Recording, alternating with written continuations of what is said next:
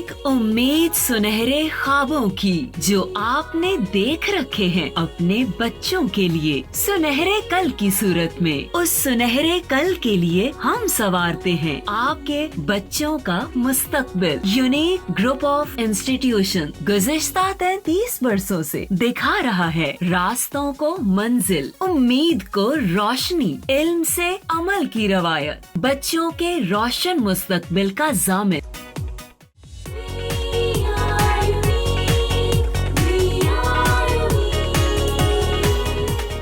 बिस्मिल्लाहिर्रहमानिर्रहीम, अस्सलाम वालेकुम।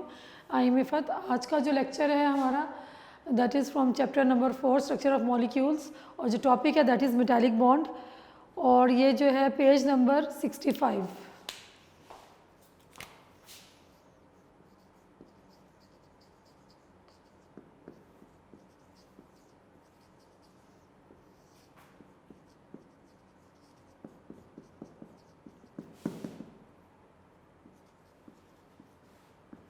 मेटालिक बॉन्ड पेज नंबर 65 पे दिया हुआ। इससे पहले जो हमने 4th चैप्टर में पढ़ा है वो हमने पढ़े हैं बॉन्ड्स, आयनिक बॉन्ड पढ़ा है हमने, कोवलेंट बॉन्ड पढ़ा है, फिर टाइप्स ऑफ कोवलेंट बॉन्ड है, उसके बाद हमने कोऑर्डिनेट कोवलेंट बॉन्ड पढ़ा है।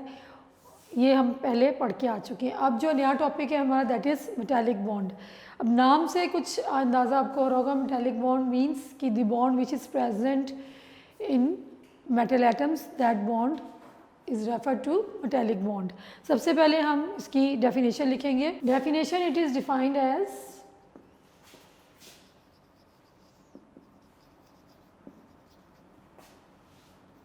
Bond form between metal atoms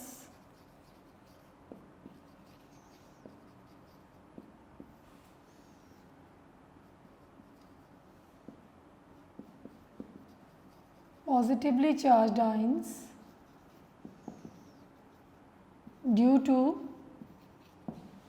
free or mobile electrons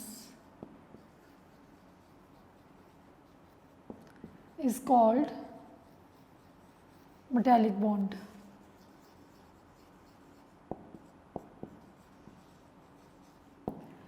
वो बॉन्ड जो कि मेटल एटम्स के दरमियान प्रेजेंट होता है ड्यू टू, और क्यों बनता है, ड्यू टू फ्री और mobile electrons is called metallic bond. Very simple definition. पहले आप डेफिनेशन को देखिए।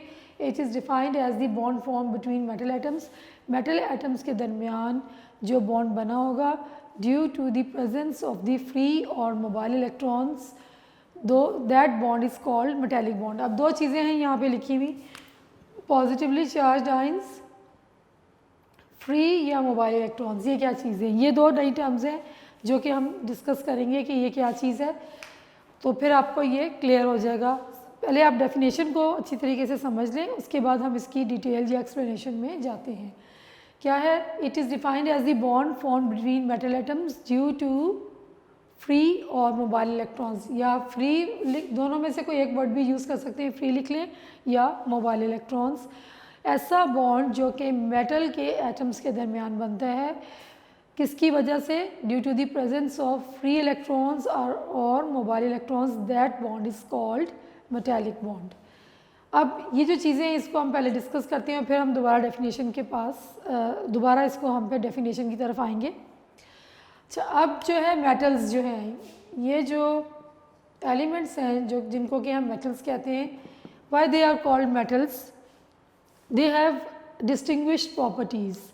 मेटल्स जो हैं, कुछ एलिमेंट्स हैं पीरियोडिक टेबल में जिनको कि हमने ग्रुप कर दिया हुआ है। जैसे ग्रुप 1 एलिमेंट्स हैं एक्सेप्ट हाइड्रोजन, उसमें से हाइड्रोजन को निकाल दें। Group 2 elements, then from group 3 to onwards group 12, those are called transition metals.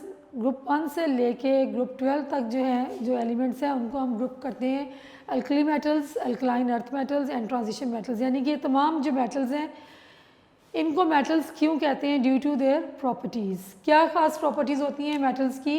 That they have high melting and boiling points,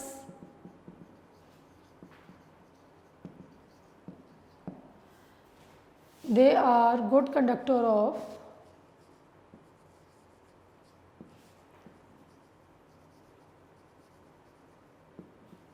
heat and electricity. Then they are hard,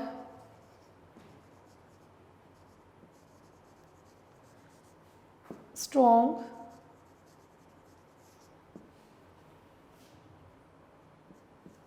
they have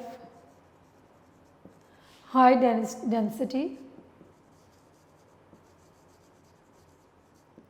So there are many properties, बहुत सारी properties और भी हैं, कुछ यहाँ पे आपकी book में डिस्कस की हुई हैं, वही मैंने यहाँ पे लिखी। They are hard, heavy and strong. Heavy भी आप यहाँ पे एंटर कर लें, हैवी एंड स्ट्रॉन्ग। अब ये कुछ प्रॉपर्टीज़ हैं जो एलिमेंट्स इस तरह की प्रॉपर्टीज़ शो करते हैं जिनका मेल्टिंग पॉइंट और बॉइलिंग पॉइंट हाई हो, और वो good conductor of heat and electricity हो, फिर हार्ड हो, हैवी हो और स्ट्रॉन्ग हो।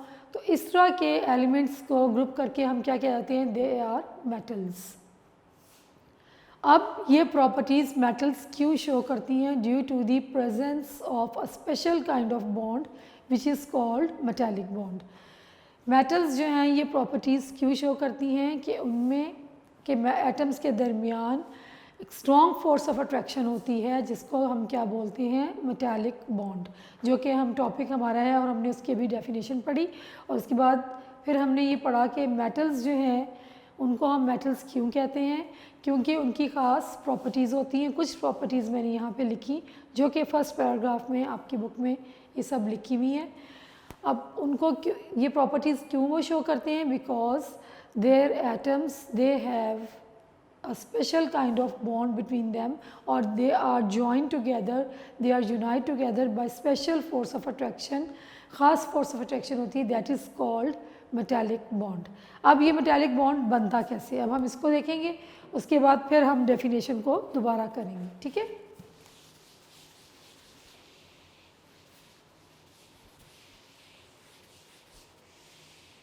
अब हमने पीरियोडिक टेबल का चैप्टर पढ़ लिया हुआ, उसमें हमने कुछ थोड़ी सी चीज़ें पढ़ी थी। आयनाइजेशन एनर्जी हमने पढ़ी थी, और हमने क्या पढ़ा था, एटॉमिक साइज़ पढ़ा था। अब मेटल्स जो हैं उनका क्या होता है, मेटल्स जो हैं दे हैव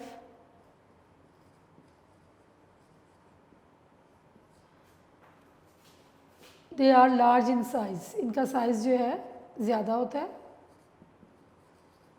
बड़ा होता है। जैसे जैसे हम मेटल्स में टॉप से बॉटम नीचे की तरफ आते हैं, मेटालिक कैरेक्टर इंक्रीज़ होता है। ग्रुप्स में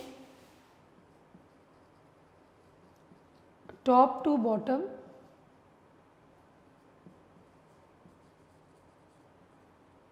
क्या चीज़ इंक्रीज़ होती है, मेटालिक कैरेक्टर इंक्रीज़ होता है।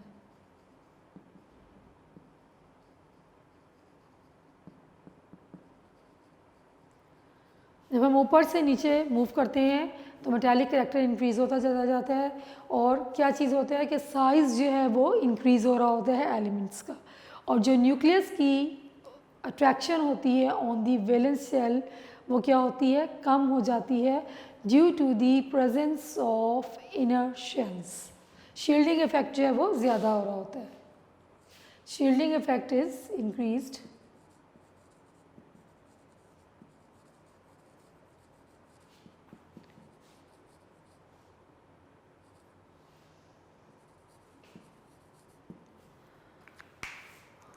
Attraction of nucleus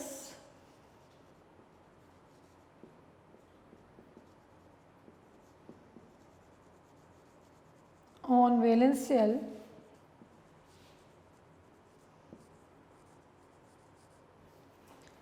is decreased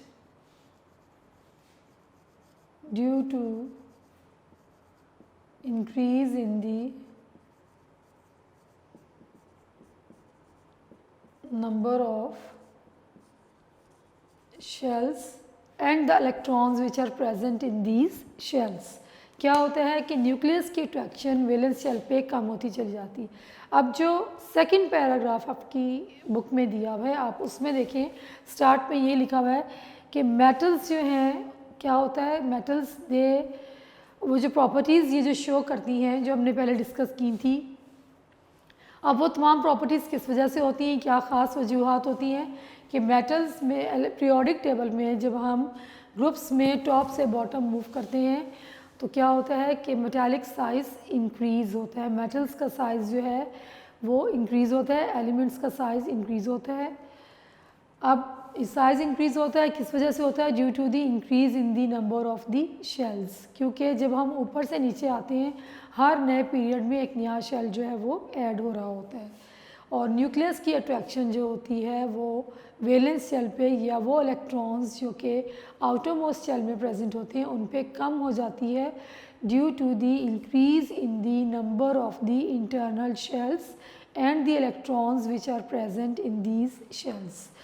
nucleus की अट्रैक्शन वैलेंस शेल इलेक्ट्रॉन्स पे कम हो जाती है क्योंकि न्यूक्लियस और आउटर मोस्ट शेल के दरमियान शेल्स ऐड होते हैं और उन शेल्स में इलेक्ट्रॉन भी प्रेजेंट होते हैं जो कि न्यूक्लियस की अट्रैक्शन को आउटर मोस्ट पे इलेक्ट्रॉन्स पे, जो इलेक्ट्रॉन्स आउटर मोस्ट शेल में प्रेजेंट होते हैं, कम करते हैं। शील्डिंग इफेक्ट जो है वो ज़्यादा होता जाता है, इफेक्टिव न्यूक्लियर चार्ज जो है वो क्या होता है, डिक्रीज़ हो जाता है, जितना होना चाहिए उतना नहीं होता। ये सब चीज़ें हमने पहले भी पढ़ी हुई हैं, अब यहाँ पे भी यही डिस्कस हुआ हुआ है आपकी बुक में।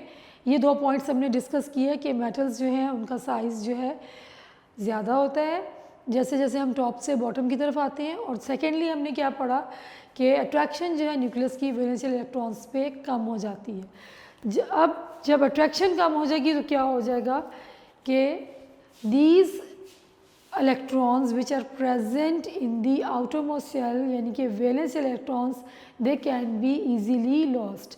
Metal can lose their valence shell easily due to less force of attraction of nucleus on these electrons due to the presence of internal shells and the electrons which are present in these shells.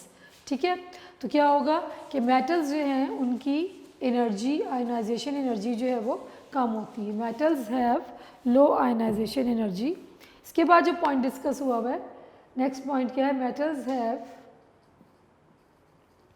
Low ionisation energy.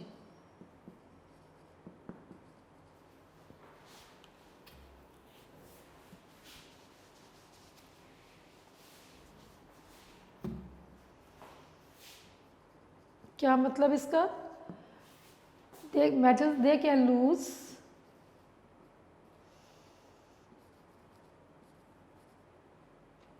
their electrons, their valence shell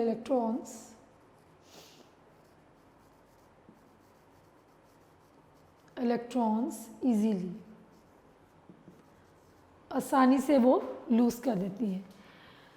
now these electrons, अब metals को ज़रा ज़हन में लाएं कि एक metal है, उसकी मेटल की वायर है, उसमें एटम्स हैं साथ साथ जुड़े हुए, ये मेटल की शीट है, उसमें एटम्स जो हैं कैसे प्रेजेंट है, इस तरह से साथ साथ जॉइन हुए हैं। एटम जो है उसमें क्या होता है, सेंटर में क्या चीज़ प्रेजेंट होती है, न्यूक्लियस, और इसके बाद शेल्स होते हैं जिसमें कि इलेक्ट्रॉन्स रिवॉल्व कर रहे होते हैं। यहाँ पे ये जो डायग्राम बनी हुई है, ये जो आपकी बुक में नेक्स्ट पेज पे बनी हुई है, पेज नंबर 66 पे, और मैंने यहाँ पे इसको ड्रॉ किया है कि अगर हम इसको डायग्राम को माइक्रोस्कोपिकली हम देखें किस तरह से अरेंज हुए होते हैं मेटल एटम्स, तो आप ये देखें ये एटम्स ज्वाइन हुए हैं और ये जो सेंटर है ये न्यूक्लियस है एटम का, ये अगला जो एटम है उसका न्यूक्लियस है, और फिर न्यूक्लियस मेटल एटम्स जो है आपस में ज्वाइन हुए हुए हैं, और सेंटर में क्या होता है, जैसे ये मैंने ड्रॉ किए हैं इस तरह से मेटल एटम्स होते हैं, सेंटर में न्यूक्लियस होता है और बाहर शेल्स होते हैं जिनमें कि इलेक्ट्रॉन रिवॉल्व कर रहे होते हैं। अब क्या होता है कि जब साइज़, जो हमने पहले पॉइंट्स पढ़े हैं, जब नंबर ऑफ शेल्स इंक्रीज़ हो जाते हैं, साइज़ इंक्रीज़ हो जाता है, तो न्यूक्लियस की अट्रैक्शन आउटर मोस्ट इलेक्ट्रॉन्स यानी कि वैलेंस शेल पे कम हो जाते हैं। तो ये जो वैलेंस शेल इलेक्ट्रॉन जो है वो आसानी से लूज़ हो जाते हैं, यानी कि मेटल उसको लूज़ कर सकती है। अब क्या करते हैं कि जब ये मेटल के अंदर मौजूद होंगे तो क्या करेंगे कि जो वैलेंस शेल इलेक्ट्रॉन्स क्या होंगे, these valence shell electrons,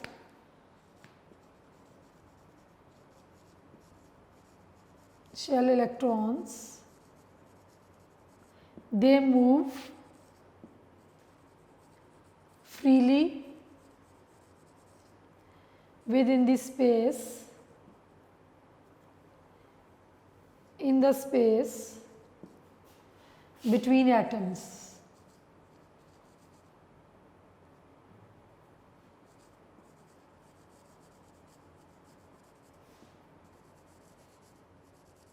अब ये जो वैलेंस शेल इलेक्ट्रॉन्स हैं ये क्या करेंगे, ये जो मेटल एटम्स के दरमियान इनको जो भी स्पेस मिलेगी ये उसके दरमियान फ्रीली मूव करेंगे। अब जो उस जितनी लंबी शीट या वायर है उसमें जितने भी एटम्स हैं उन तमाम एटम्स के जितने भी वैलेंस इलेक्ट्रॉन्स होंगे वो क्या करेंगे, चूँकि न्यूक्लियस की अट्रैक्शन उन पे कम होती है, सो these electrons they move freely with in the space between the atoms.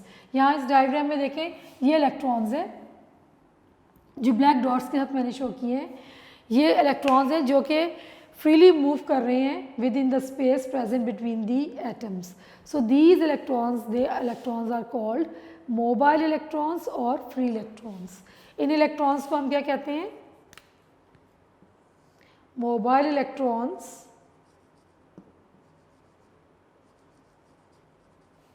और फ्री इलेक्ट्रॉन्स। क्यों कहते हैं मोबाइल इलेक्ट्रॉन्स या फ्री इलेक्ट्रॉन्स, क्योंकि ये इजीली मूव करते हैं, न्यूक्लियस की अट्रैक्शन इन पे कम होती है, सो ये जितनी स्पेस इनको मिलती है ये उसमें इजीली मूव करते हैं, उस स्पेस में कहीं भी चले जाते हैं। यहाँ पे ये देखें कहीं भी प्रेजेंट होंगे।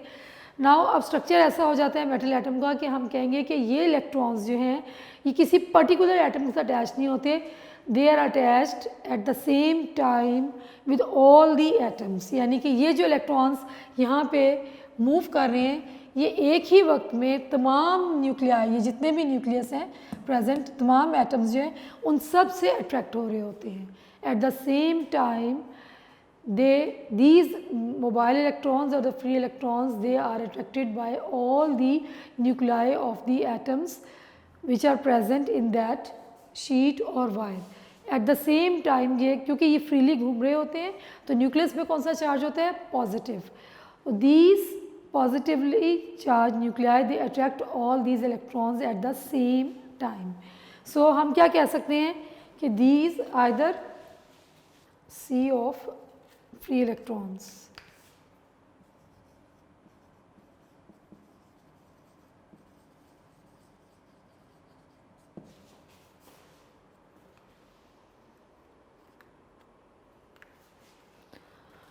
So we can say that these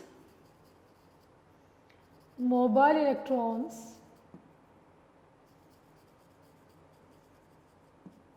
are attached with a common pole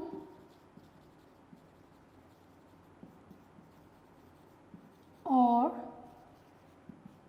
with all atoms attracted,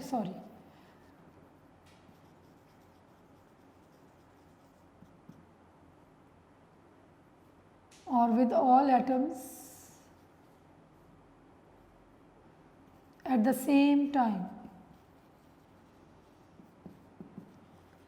कि तमाम इलेक्ट्रॉन्स जो हैं ये या तो ये एक कॉमन पूल के साथ अटैच होंगे या फिर ये तमाम एटम्स के साथ इक्वली अट्रैक्ट होंगे एक ही वक्त में। तमाम जितने भी ये न्यूक्लियाई हैं ये इलेक्ट्रॉन्स तमाम न्यूक्लियाई से अट्रैक्ट हो रहे होंगे at the same time.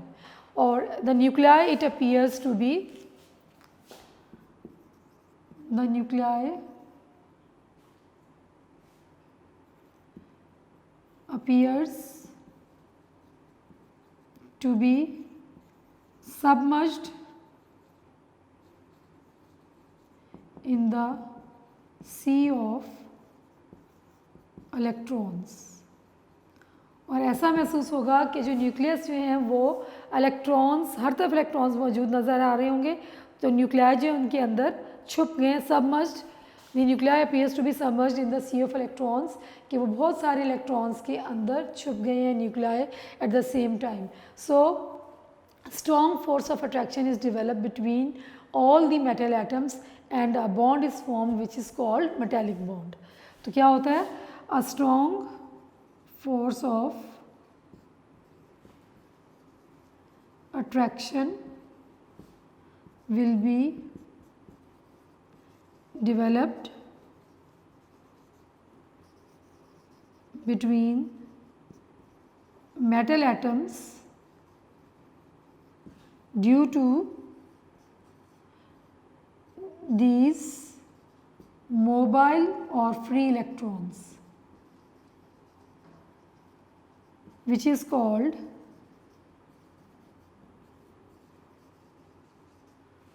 metallic bond, जिसको हम क्या बोलते हैं? metallic bond.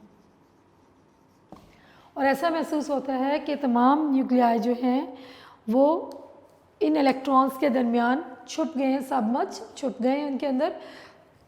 तो ये जो फोर्स ऑफ अट्रैक्शन एक डेवलप होती है इन ऑल दीज न्यूक्लियाई, ये जो पॉजिटिव चार्ज है ये क्या nuclei and all these free electrons, ये जो इलेक्ट्रॉन यहाँ पे शो किए गए हैं, हर एटम का फ्री इलेक्ट्रॉन, हर एटम के आउटर मोस्ट में जितने भी इलेक्ट्रॉन्स होंगे, एक होगा या दो होगा या तीन, डिपेंड अपॉन कि कौन सी मेटल है या कौन सा एलिमेंट हमने लिया है, उसके आउटर मोस्ट में कितने इलेक्ट्रॉन्स हैं. तो आउटर मोस्ट में जितने भी इलेक्ट्रॉन्स होंगे वो फ्रीली मूव करेंगे इन the space provided between the metal atoms.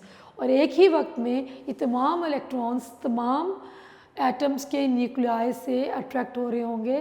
तो ऐसा महसूस होगा कि तमाम न्यूक्लियस जो हैं, जितने भी एटम्स प्रेजेंट हैं, वो उन इलेक्ट्रॉन्स के अंदर छुप गए हैं, सबमर्ज्ड हो गए हैं. और एक स्ट्रॉन्ग फोर्स ऑफ अट्रैक्शन जो है वो डेवलप होती है जो कि मेटल एटम्स को ज्वाइन करके रखती है. और उस फोर्स ऑफ अट्रैक्शन को हम क्या बोलते हैं? Metallic bond. So this is the reason कि मेटल्स जो हैं वो हार्ड होती हैं, हैवी होती हैं, they are good conductor of heat and electricity, क्योंकि उनमें मोबाइल और फ्री इलेक्ट्रॉन्स प्रेजेंट होती हैं. Now come back to the definition कि it is defined as the bond form between metal atoms. अब यहाँ ब्रैकेट में पॉजिटिवली चार्ज आइंस लिखा हुआ था. अब पॉजिटिवली चार्ज आइंस कहाँ से आए? कि जो न्यूक्लियाई, जब मेटल के स्ट्रक्चर को हम पढ़ते हैं तो अभी हमने स्ट्रक्चर को डिस्कस किया कि मेटल जो है सॉलिड होते हैं, सॉलिड में एटम्स एक दूसरे के साथ ज्वाइन हुए होते हैं. हर एटम में क्या होगा? न्यूक्लियस भी प्रेजेंट होगा और इलेक्ट्रॉन्स भी प्रेजेंट होंगे.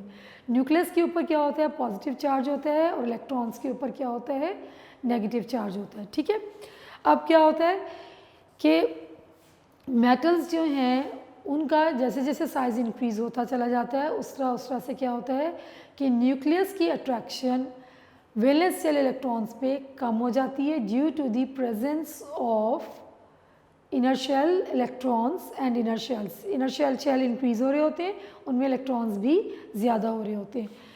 तो ये जो वैलेंस शेल इलेक्ट्रॉन्स जो होते हैं ये क्या करते हैं? They freely move in the spaces between the atoms.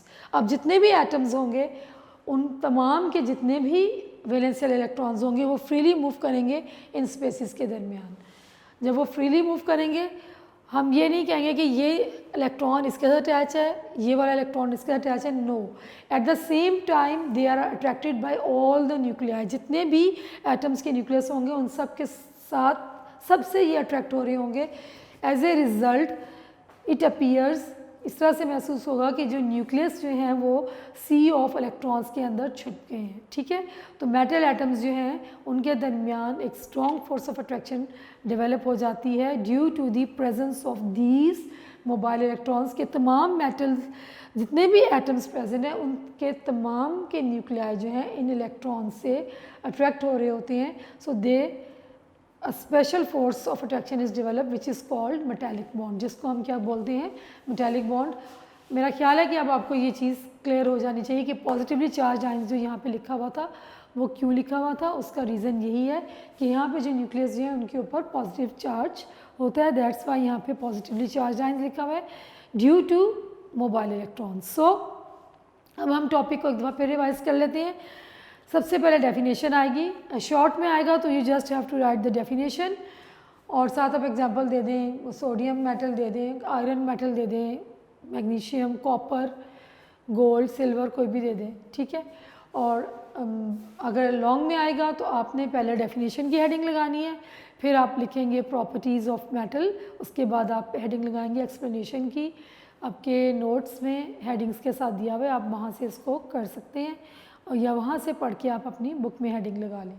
अब हम इसको सबसे पहले definition is defined as the bond form between the metal atoms, bracket में आप लिखेंगे positively charge ion due to mobile और free electrons, that bond is called metallic bond, ठीक है।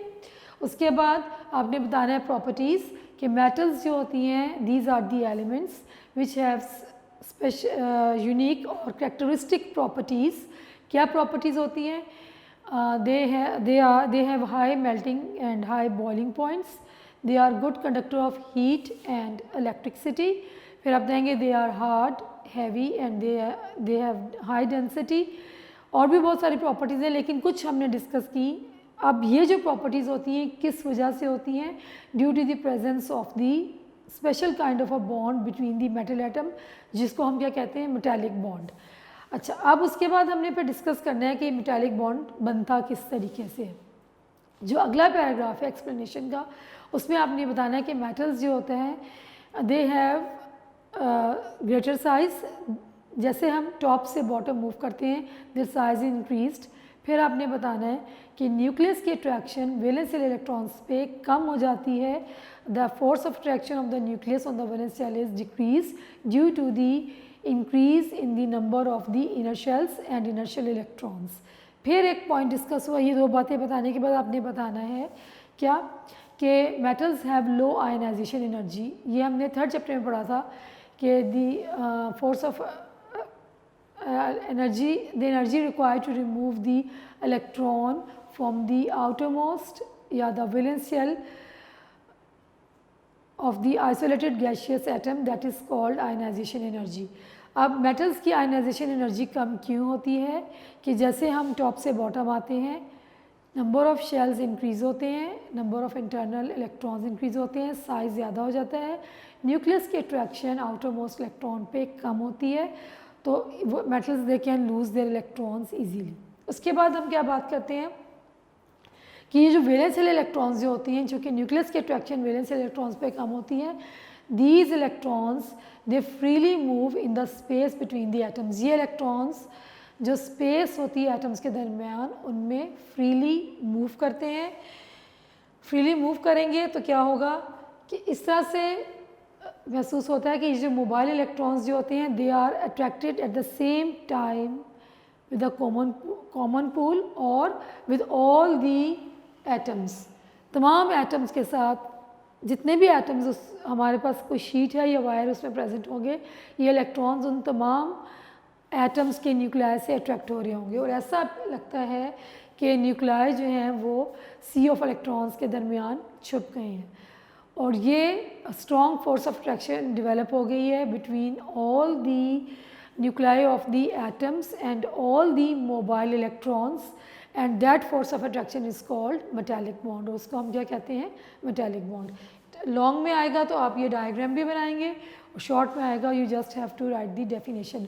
सो इसको आप अच्छे तरीके से लेक्चर को बार बार देखें, सुने। बोर्ड पे मैंने पहले जो लिखा था उसमें भी थोड़ा सा टाइम था कि आप उसको नोट कर सकते थे, ये जो लिखा हुआ है इसको भी आप नोट कर सकते हैं, पॉइंट्स में कर लें। पहले डेफिनेशन आ जाएगा, फिर प्रॉपर्टीज़, उसके बाद ये वाला पॉइंट, फिर ये और उसके बाद ये वाला पॉइंट। इसमें पैराग्राफ में लिखा हुआ है तो बच्चों को अमूमन मुश्किल लगता है। आप हर सेंटेंस का एक पॉइंट बना लें कि पहले आपने किस चीज़ को डिस्कस करना है, साइज़ को डिस्कस करना है, फिर आपने उसके बाद जो न्यूक्लियस की अट्रैक्शन है वैलेंशियल इलेक्ट्रॉन्स पे उसको डिस्कस करना है, फिर आपने आयनाइजेशन एनर्जी को डिस्कस करना है, फिर आपने मोबाइल इलेक्ट्रॉन्स का बताना है जो कि मैंने यहाँ पे लिखा है कि वो कैसे बिहेव करते हैं। तो ये टॉपिक जो है इजी भी है और वेरी इम्पॉर्टेंट भी है।